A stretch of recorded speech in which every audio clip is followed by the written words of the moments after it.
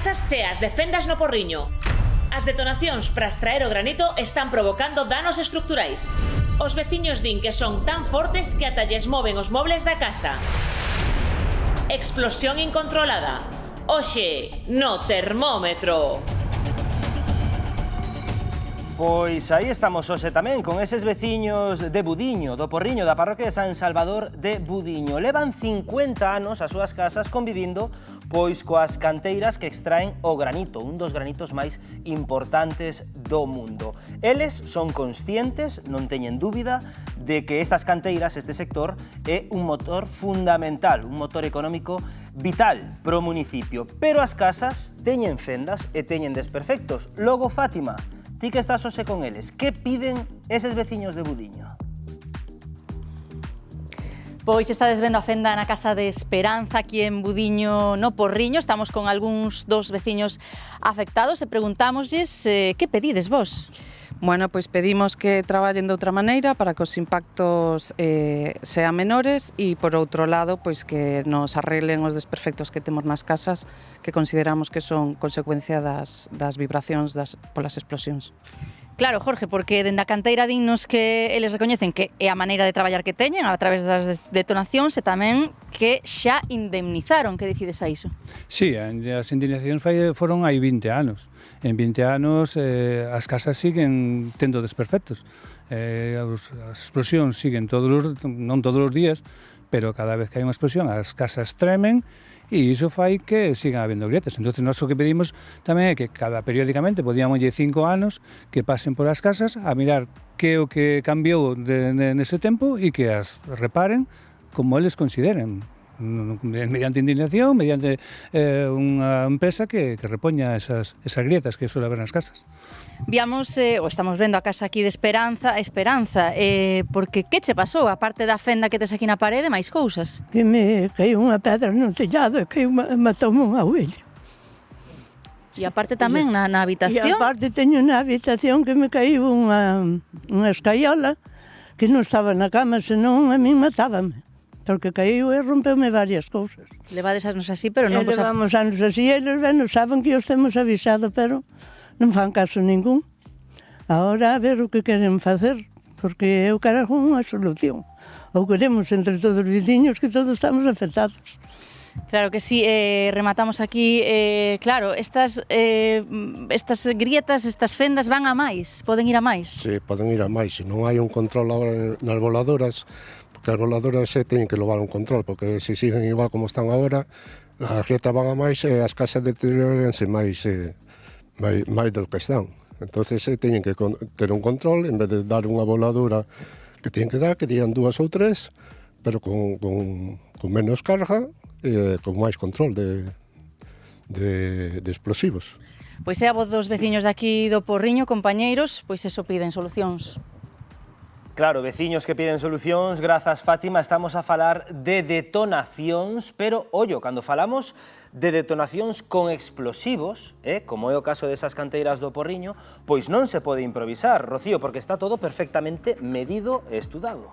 Efectivamente, nas canteiras cada estoupido está máis medido ca un reloxo suizo. Non é cousa de poñer dinamita e prender o detonador. Detrás hai cálculos, normas e moita seguridade para que todo saia perfecto. A lei é moi clara. O Regulamento de Seguridade Mineira e o Real Decreto 130/2017 marcan distancias mínimas entre os depósitos de explosivos e as vivendas, estradas ou liñas eléctricas que aumenten se non hai barreiras naturais que protexan esas separacións. Ademais, cada voladura péchase a zoa, ponse sinalización e soan os avisos para que ninguén se achegue. Só o persoal autorizado pode estar ali e sempre con protección. Os polvoríns onde se garda o material teñen que ser seguros, ventilados e con peches especiais para evitar accesos. Ademais, non se pode superar unha cantidade máxima de explosivo. Tamén se para en caso de que haxa vento forte ou mal tempo e contrólase o ruído, as vibracións e mesmo o pop. Todo para que o traballo sexa seguro tanto para os operarios como para quen vive preto.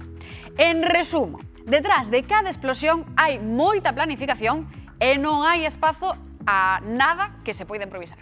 O tema dá que falar, grazas Rocío. En nada contamos a postura, pusémonos en contacto co sector implicado, con esas empresas de canteiría, pero antes, pola cara, tes algo que interpretar, creo, Carla.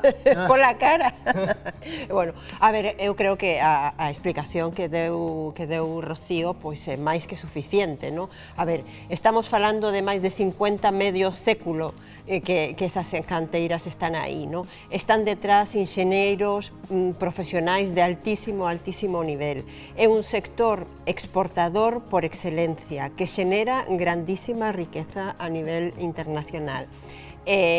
Podemos situarnos no posto dos veciños, non? Pero eu estou absolutamente convencida de, non se está incumprindo ninguna legislación, ninguna normativa por parte das canteiras. Segundo, as canteiras seguramente saben e coñecen perfectamente a situación dos veciños.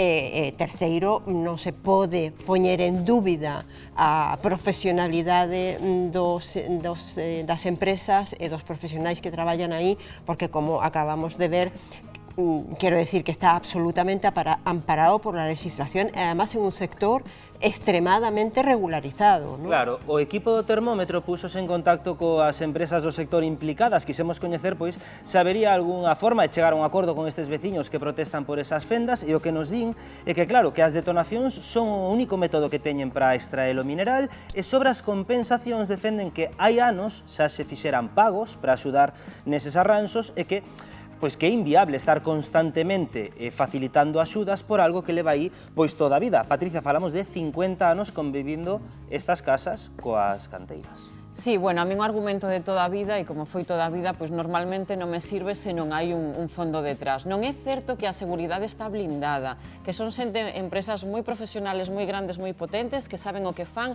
e que estos veciños non perigan nin a súa vida nin as súas casas, vale? Deixando isto a marxe, é evidente que hai unha molestia, é evidente que hai uns danos materiais que estamos vendo e uns danos psicolóxicos, porque esta xente tremenlle as ventáns, revéntanlle, están continuamente con impactos, con vibracións, que eso non é medible, pero que eles si viven. Entón, que pidan unha compensación mínima, paupérrima, para o que estas empresas facturan, a min non me parece que sexa unha loucura, porque eles son un dano colateral dunha industria que ten que estar, que ten que facer. Ninguén vai a pedir que non sigan explotando o terreo, pero terán que ter unha conversación porque eles son os que están padecendo as consecuencias destas detonacións. O problema, Patricia, es que as empresas están actuando conforme a legalidade. Entón, non se lle pode pedir a unha empresa que está actuando conforme a lei, estamos falando de explosivos, de goma 2. Conforme a legalidade no que atañe a seguridade. Absolutamente medido